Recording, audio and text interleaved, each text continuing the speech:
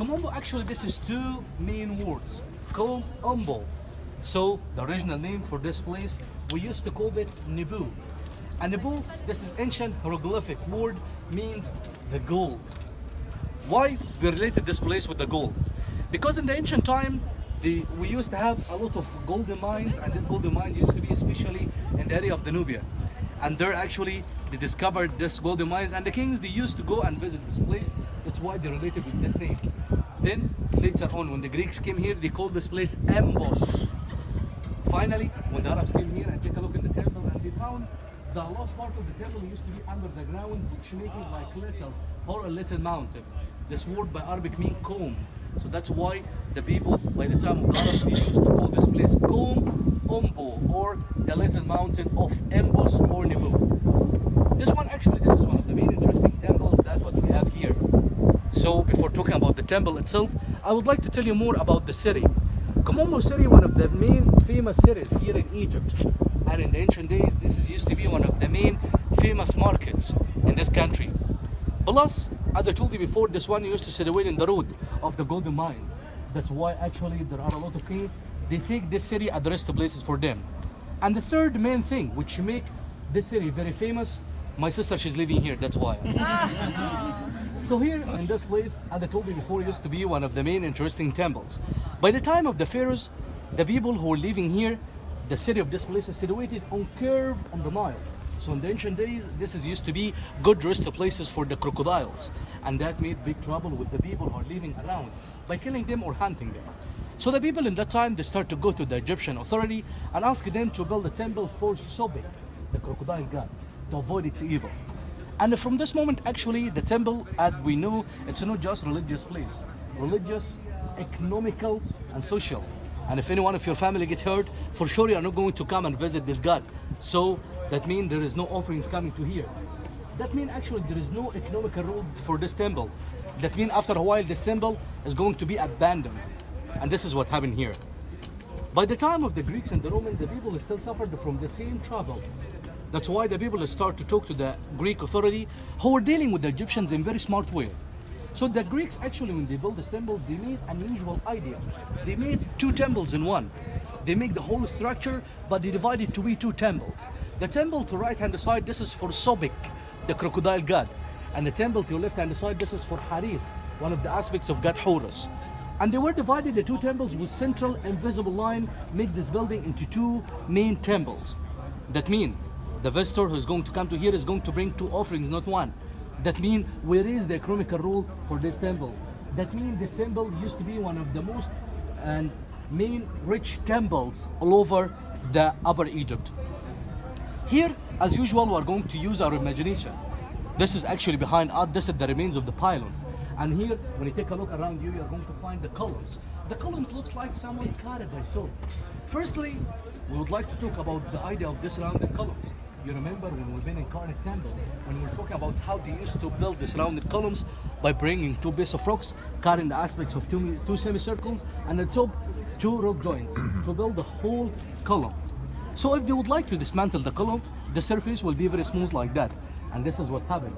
So there's Arabian prince came to here to this city and he dismantled some parts from this temple to build his palace. In spite of that, if you take a look there to this column, which is in front of me directly, you can see the traces of the colors, which giving us the imagination about how the whole temple used to be full of colors. Here, you're going to find also the idea of the Greek-Roman temple by having the short walls, which is in front of us to prevent the audience to see what happened inside. And in the same time, when you take a look up there, you're going to find the idea of the colors, which telling us how the whole place used to be full of colors. Here in Kom Ombo Temple, through our visit, the pavement actually, it's not good. So we need to watch our steps as possible as we can. My main advice is for you, okay? Watch your steps. Don't take pictures while when you are walking, okay? Do not fall down, okay? If you need to take a picture, stand and get your picture, okay?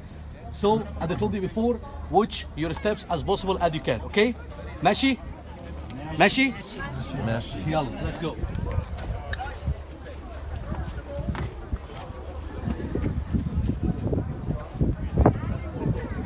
Everything is gone. There's one left. You see, you got to pay inside. You pay enough money, you pay garment, you pay food, you perfume, anything. Na presença daquele sobe.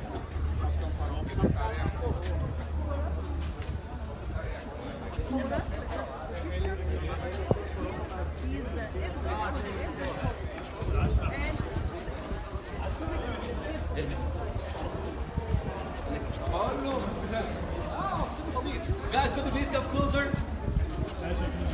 حبيبي اهم حاجه تكون ظبطت ها؟ ولا ما ظبطتش؟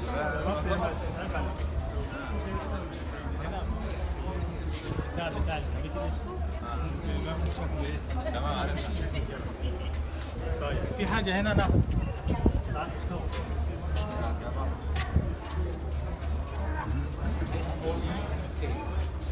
Guys, could you please come closer? We're now here in this place, the same like Kom Temple, if you remember this place, which is dedicated to the important personality. So here, when you take a look up there, you're going to find the same idea of the top of the columns. That's telling us it's a Greek Roman building.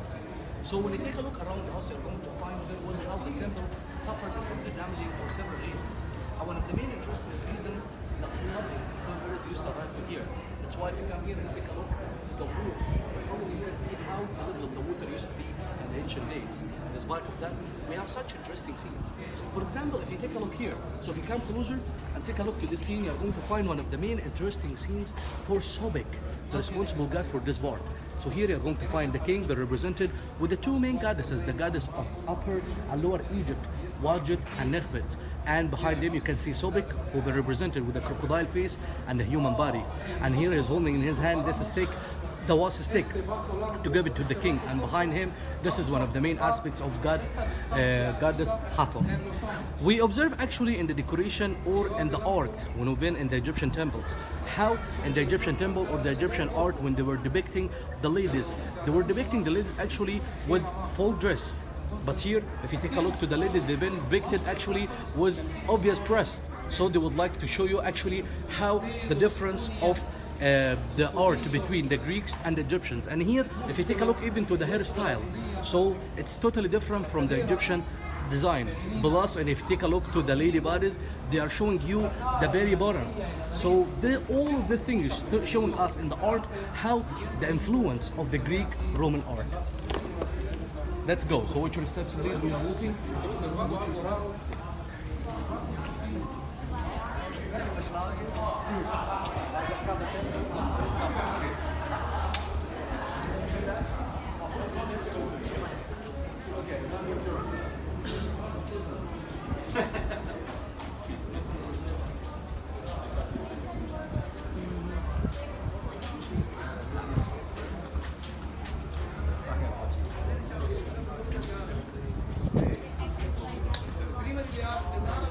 It's not about accuracy. It's about like and it's very accurate because it was our civilization was not built in a Amazonian way. Oh, several pictures for me. You will make me famous. Yeah. Oh, for sure. I'm famous. منور يا باشا. So here we observe through our walking until getting to the inner parts in the temple how most of the parts of the temple badly damaged. But in spite of that, we have such interesting scenes. So these scenes actually are helping the ancient Egyptian history very well. So this scene actually, that's what we're waiting right now with this crowd.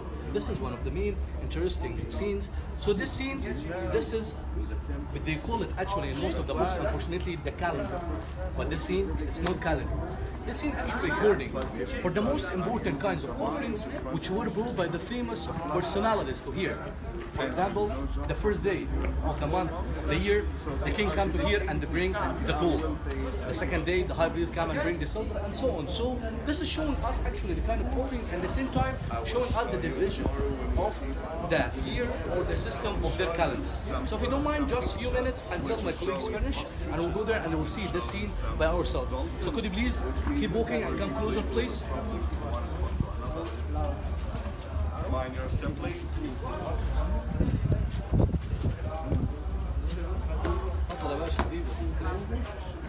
So before to go to the scene and to not spending more time there, so I would like to tell you about the system of calendar. So here the ancient Egyptians, they used to have calendar like us. So their year, they've been divided into 12 months, the same as us. This 12 months has been divided into 3 main seasons. Season of the flood, season of agriculture, and season of harvest. Each season, 4 months. And each month, 3 weeks. Here is the difference. And each week, 10 days. So you're going to find, come closer please. So if you count that, at the end you're going to find, this is actually, by the way, it's solar calendar. So at the end you're going to find the 365. So what about the more 5 days? So this 5 days they were using that for the festivals. This one, not just showing us the calendar, they're also telling us about how they used to write their numbers in the ancient Egyptian language. They used to write number 1 the same as the English and the same as the Arabic, the same thing. And they used to write number 2 by putting 2 signs of 1, 3 signs, until we arrived to number 9. So they used to write number 9 by making circle with central horizontal line. And if they would like to write number 10, they're going to make semicircle. So if they would like to write number 11, how do you write it? A semicircle and a line. Exactly, this is my system. So that would be actually semicircle and 1. So if you come closer a little bit, please. خلص خالد. So if you come closer, please. يا باشا انا ما اقدرش ان انا اقول انا غير مستمتع ان انا بسمع حضرتك يعني. يا استاذ محمد انا مش عارف اقول اكتر من كده يعني. استاذ فرايداي.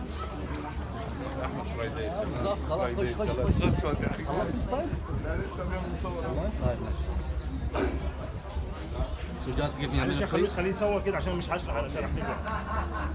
طب خش طيب؟ تمام على كده هو فهم كلها مستوى. إيه؟ هو اتاخر ورا المجموعه. انا طلعت قبل كام زبون هو اتاخر. يعني انت شرحت خلاص. نعم. اتفضل يا باشا. اللي فات اللي بيتعلم.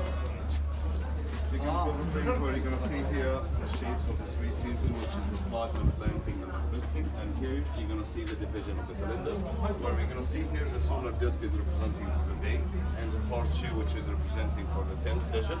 So we got here 2 10th digit and 2 dots, which is means the 22nd, the 23rd, the 24th, the 25th, the 26th, 7th, until the 8th, and here we're going to see the 29th, and then the end of the month where you're going to see the tail, which is got a pronunciation, which is bah, got a pronunciation of bah, or finished, the tail here.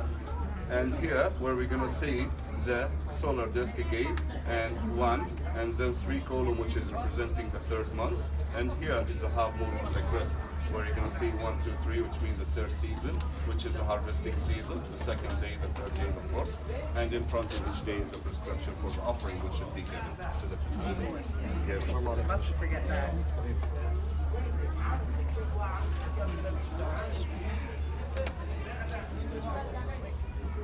Okay guys, Friday group, could you please come closer?